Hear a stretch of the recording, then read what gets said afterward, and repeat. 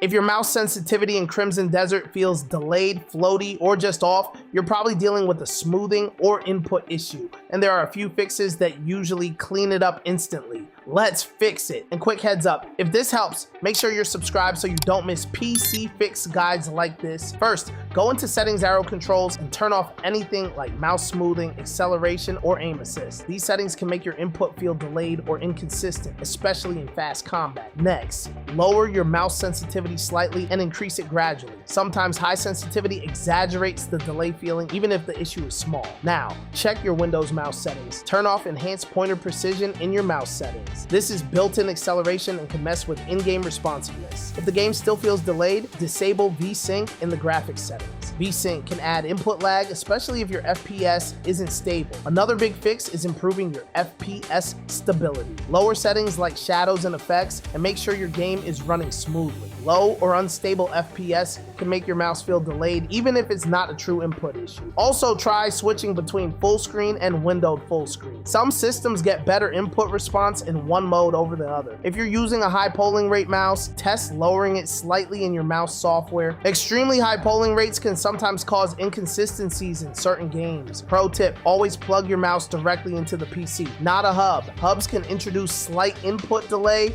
that becomes noticeable in games like this. If this video helped you, hit the like and sub. If not, drop a comment with your setup and I'll help you fine tune it